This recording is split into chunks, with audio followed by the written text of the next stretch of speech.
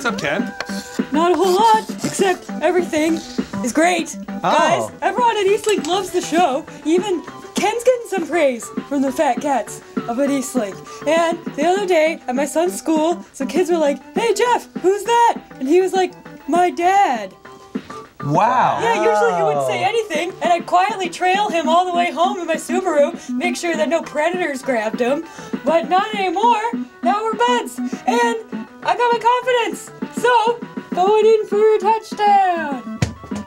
In the end zone. Now it's the Ken zone. Wow, Ken, that's great.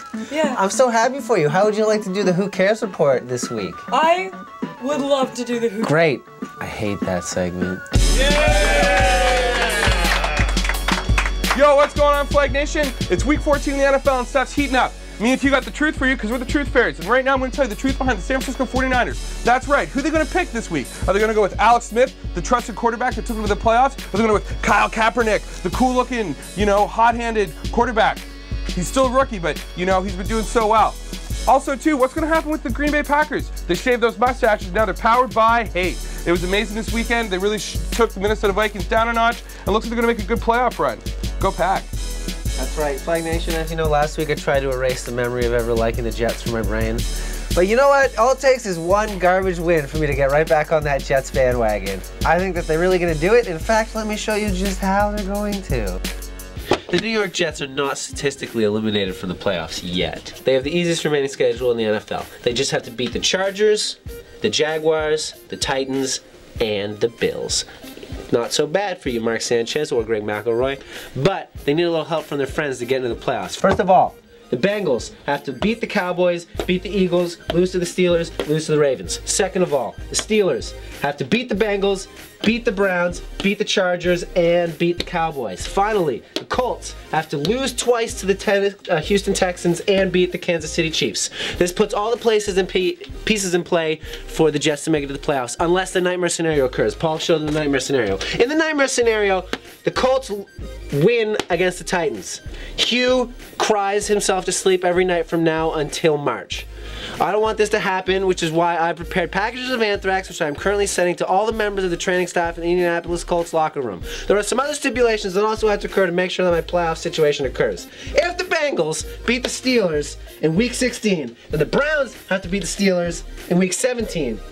Or the Cowboys have to beat the Steelers in Week 15. If those situations occur, then the Jets still make it to the playoffs. Anything's possible, right? Anything's possible. Let's bring up the nightmare scenario one more time. No, Colts, boo! Yes, Tennessee Titans. For 1 week only, I will become the biggest fan of the Tennessee Titans you have ever seen. In the hunt. The playoffs are right on the corner, and it looks like the Cowboys may squeak their way in. It irks me inside. The Dallas Cowboys are the worst thing that's ever happened in the NFL. I know they made it a $1 corporation and made the biggest TV in the planet, but if there's one thing I wish we could eat into a black hole, it'd be Tony Romo and those Dallas Cowboys. The deeper they get, the farther I want to never watch football again and stick to Major Q hockey. I couldn't agree more, Paul. Another team that's in the hunt looking to break into the playoffs is Andy Dalton and his red-headed gang of Cincinnati Bengals. As you know, if you've been a faithful watcher of Flag on the Play, every year around this time, the Cincinnati Bengals cast a spell which transforms all of their defensive players into giant talking Bengal tigers, which their offensive team ride onto the plains of Zathgar to fight their ancient rivals, the Baltimore Ravens. So watch for Andy Dalton and the Cincinnati Bengals in December, as Andy Dalton wields the ancient scimitar of Zathgar, his birthright as a red-headed warrior of the Cincinnati Bengals. He'll cleave through his enemies and he'll clear the dark realm of all the demons. It'll be fantastic. Paul? Another team in the hunt is the Seattle Seahawks. What a dirty team. I know you think they'd be cool on the West Coast and have some giant birds or some stuff, but they don't. All they have is the worst coach in the NFL, the most evil coach in the NFL from college. That's right, Pete Carroll. Pete Carroll can just die and go somewhere. That guy's totally evil. He does a lot of black magic. First thing, he does some magic to make his quarterbacks seem taller. Second thing, he does some magic to make refs not see what an interception looks like. And third thing, he does some magic to make sure receivers have cool last names. I don't like the guy. I think he should be banned. Pete Carroll, you're on my hate list. Not my Christmas list. Happy holidays. Hi, Flag Nation. Not all of Flag on the Play is about listening to us blather on. Sometimes we like to get the audience to ask us questions. Then we blather. Yes, you. Yeah, will the Bills ever make me happy? That's a good question. No, but it has nothing to do with Ryan Fitzpatrick's terrible play. But you, as a person, think about what really makes you happy. If you're seeking happiness from a football team, then there's something wrong with your life. Look within. Try to find a hobby. Maybe take up something new, like skateboarding. Really feel it out. Thanks, Hugh. Next question. Hey, Paul, what's the way for a fan like me, or true fan, any fan, to make a true fashion statement to show that he really cares about his teams? That's a really good question. What I like to do is I like to get my swag out. When I'm watching Steelers games, I get my terrible towels out, and I wash with the sweat down from my face. When I'm watching Giants games, I get my jerseys. All these jerseys have been blessed by a shaman in Mexico, and it gives them super magical powers. And when I'm really having fun, I whip up my LeBron James jersey. That's when I want to feel rad all the time. If I'm going to go to the bank, if I'm going to get a taxi cab, or even get a check, I put my LeBron James jersey on so I feel like a winner. Now, there's a danger here as well, Flag Nation. Sometimes what happens is that you jersey curse your favorite team. Sometimes, say you buy a Deshaun Jackson jersey, and then he gets a broken rib and goes on the injured reserve for the rest of the season. Hey, what's up, Flag Nation? We got our special correspondent, Shawn, in here to tell us about the Saints. We were going to wax poetic about the game this weekend, but we also want to figure out what some of the insight that Shawn has about the Saints this year. So, Shawn, how do you think the Saints are doing? What do you mean? How are they doing? Well, Why would you ask me that? I mean, Drew Brees is having a pretty good year. Pretty good. What do you mean pretty good? He broke Marino's all-time single-season passing record. He broke Unitas' consecutive games with a touchdown pass. Yeah. Pretty good. Okay, he's having an excellent season. Yeah. Especially without having a coach. What do you think about the coaching? Really? You're going to bring up Peyton? You're going to bring up Peyton being suspended for a season? Really? Well, I wasn't going to bring up Bountygate, but now that you brought it up. Oh, I thought this was about us reconciling. You know? Okay. Well, okay. Why would you? I'm sorry. Maybe we can try this again. There's got to be some similarities Paul. between the Saints and the Giants, right? Like Similarities. We're the same team. You know that.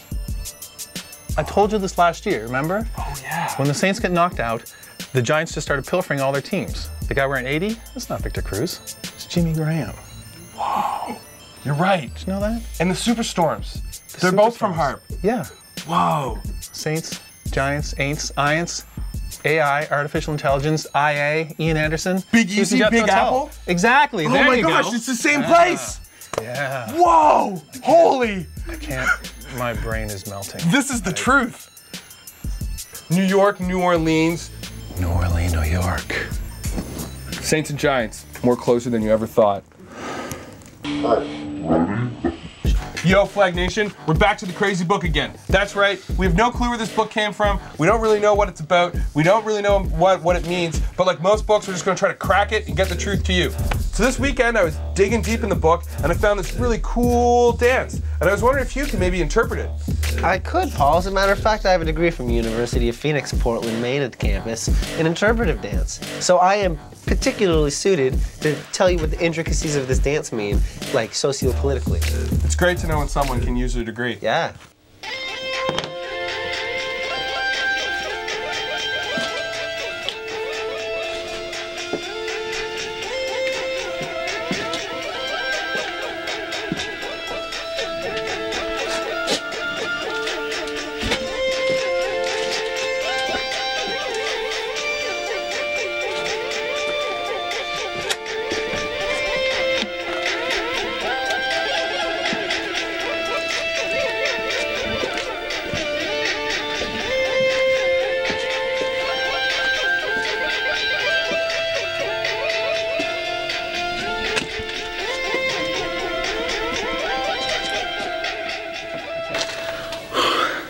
Okay, yeah.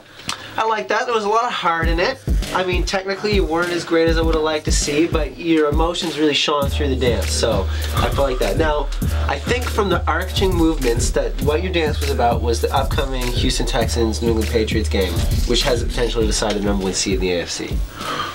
So, interesting. Now, your swooping movements, I think, suggest that Houston is going to try to swoop into New England in order to seal #1 seed. But the upward movement suggests that Bill Belichick will probably try to cheat in some way. I've narrowed the cheating options down to two things based on your dips.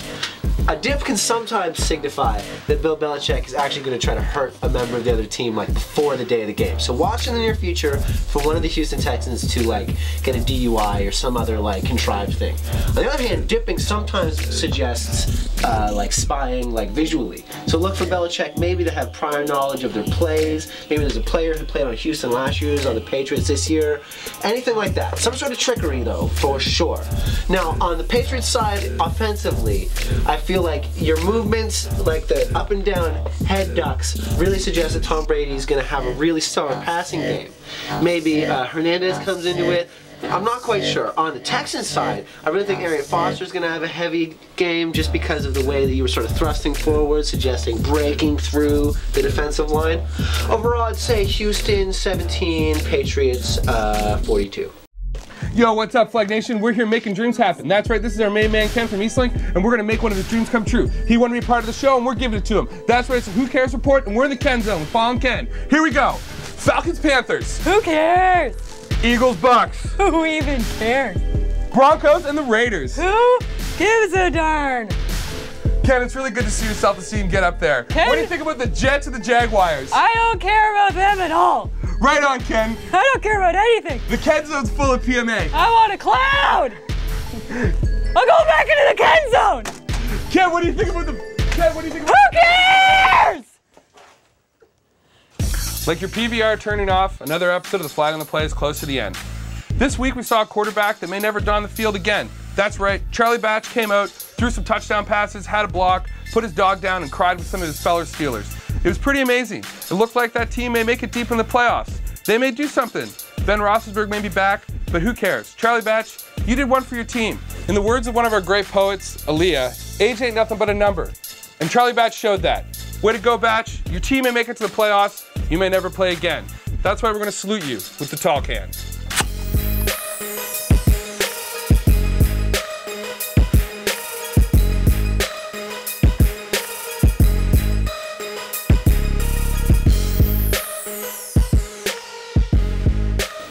Hi guys, thanks for watching Flag on the Play, but remember to watch Kinsman Community TV Bingo on Eastlink on Thursday evenings.